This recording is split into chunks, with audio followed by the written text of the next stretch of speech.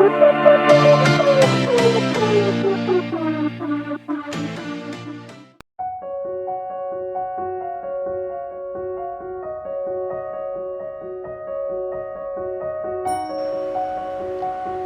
a beautiful day today.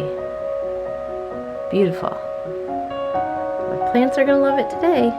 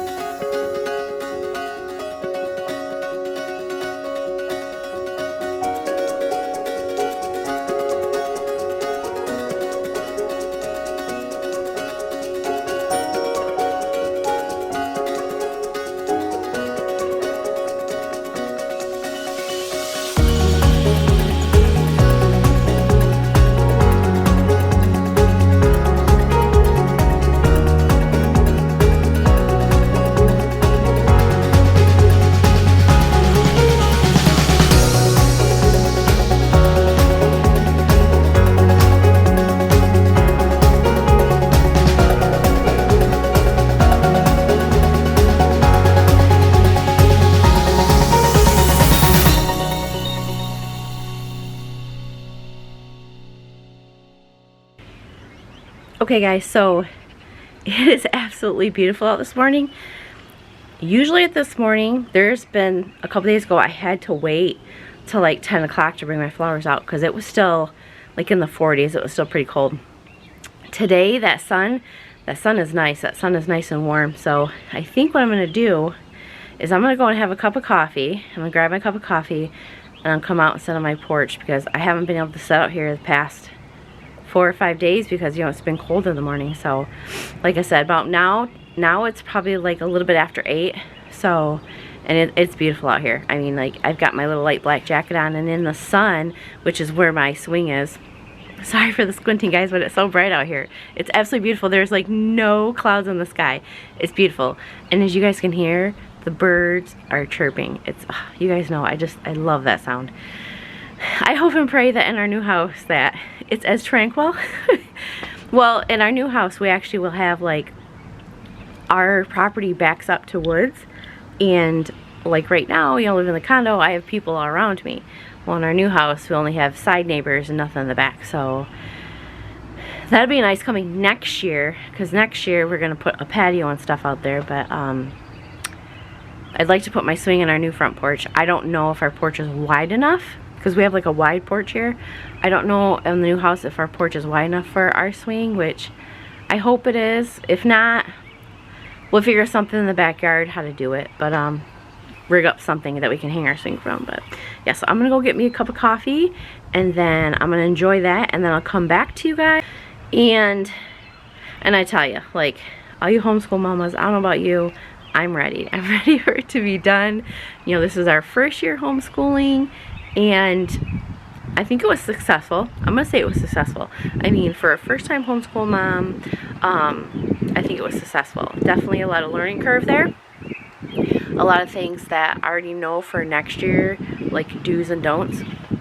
And I guess like the main thing for us from homeschooling this year learning was that routine and sticking to it. And just, you know, if we're gonna get up at 8 o'clock, have school by 9 or 10 or whatever, like stick to that. There was times where we slept in and we started late, and then, you know, that kind of like digs into the later time. So I mean, we still got our stuff done. And there was times where I'm like, oh, no school today, because, you know, I could tell that we were like overwhelmed or stressed, or we had a lot going on. But I am ready to get it wrapped up. So I have been like doubling up on some of my lessons this past week, just so we can get to a point where we're above where Cole should be if he was going into 6th grade, because he's in 5th grade right now.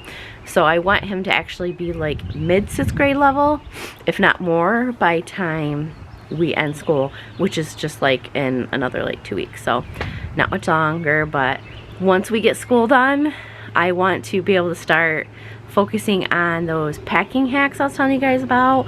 We have a garage sale. We're gonna do a community garage sale here in 2 weeks, so those videos will be coming really soon. So the decluttering and stuff, that's gonna be coming really soon, because I was just notified that, let me get in the shade here, that we're gonna do a community garage sale. So what a great opportunity for me to make a little bit of money on some stuff that we, you know, don't want anymore. So, all right, I'm gonna go grab my cup of coffee. Okay, you guys, can you hear that noise? My Keurig is making that noise. If you guys have Keurigs or any other kind of coffee maker and it makes that noise, and it takes forever for the coffee to come out, do I have to go buy a new coffee maker?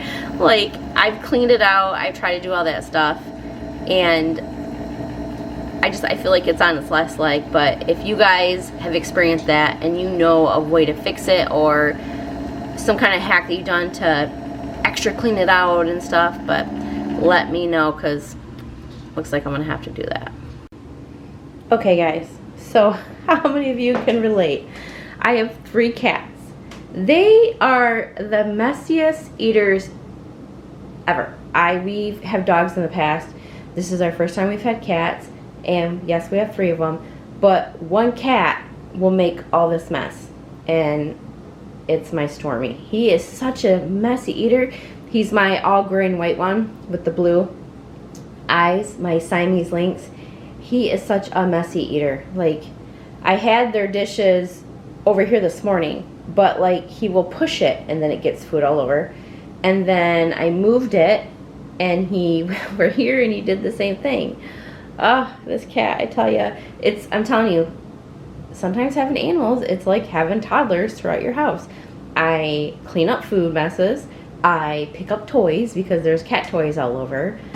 And, you know, they're just like a toddler. They know where their toys are at. I have like a wooden bowl by their little cat jumpy thing. And that's where we put all their toys at. But, you know, throughout the night, they'll pull them out. And throughout the day, they pull them out. And they're scattered all through the house, just like my son when he was a toddler. But I guess, I don't know, whatever. We still love him. But so he makes all this mess. And then the little turd, same cat, Storm, my gray and white one, I bought these automatic like water feeder thingies.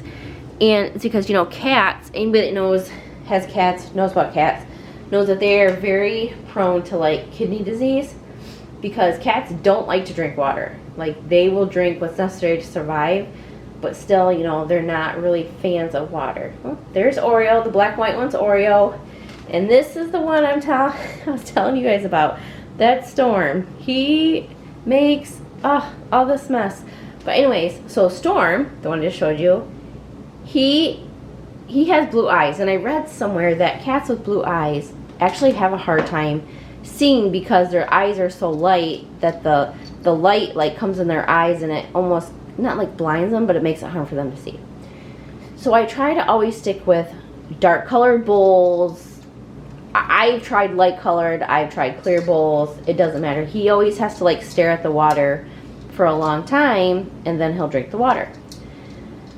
But with 3 cats, I go through a lot of water. So I bought this feeder, and I thought, okay, it's dark, he'll love it, you know? And he likes to drink out of faucets. So when this thing gets low, it will start like draining into the bowl. And he loves like looking at the bubbles. It makes him want to drink more. So that's a plus. All my cats want to drink more because of the movement and they can see it. Well, here of like the last week, Storm has been like pushing the water bowl like all over the place. And this morning, when I got up early this morning to use the restroom, you know, before the sun was up, he had knocked the one that's in my bathroom, which is smaller than this. This one's bigger. He better not do this one because I'll have a flood in my kitchen. But he knocked this over and it literally drained all over my bathroom floor, which last night I completely filled it. So when I walked in my bathroom, I stepped into water and I'm like, I knew right away. I'm like, Storm. I knew that was him because I had seen him like pushing it around, and I thought for sure if I filled it with water, it'd be too heavy for him to knock over, but he proved me wrong, and this morning there was water all over my bathroom floor. So I'm going to take tape, and I'm actually going to tape each side so he cannot knock it over. It's going to be a pain because I'm going to have to untape it or retape it every time I take the water out, but I mean, you got to do what you got to do. The cats love it. See, there's Oreo drinking it. They absolutely love it, so for some reason, Storm has a big infatuation with it, and he wants to like knock it over and play with it. I don't know, but yeah. So for all you cat people out there, you can probably relate to this mess. It's never ending. Okay, so coffee time, and it's beautiful out, you guys. It is so nice out here. I just yearn for these days. I love it. To start my day out, you know, before Cole gets up. I mean, most days, you know, my husband, he's already up and working. But like I said, you know, earlier, he's out of the home. So everything is just peaceful, silent. The cats, you seen they're sunbathing in the front door. And the birds are chirping like crazy. And it is nice. I'm gonna turn the camera around and show you guys my view as I swing. Right now I have 3 hanging pots. So the 2 actually hang up here, and the one that's in front of me, you'll see in a minute, that is the one that I will put in the planter that's on my back deck. But because right now it's, like I said, it's been chilly in the morning, and that side of the house doesn't start getting like really good sunlight until about 11-12 o'clock. So in the shade it's still a little bit chilly, so I don't want to chance my neighbor just started their car. I didn't want to chance putting them back there until the sun was pretty much back there. So about 11-12 o'clock today I'll come out and I'll take this one and I'll move it to the back. So but let me flip the camera around and show you guys what it is that I look at when I am swinging. So here it is. This is the view that I get when I come out and sit on my swing and swing. This beautiful view of flower pots.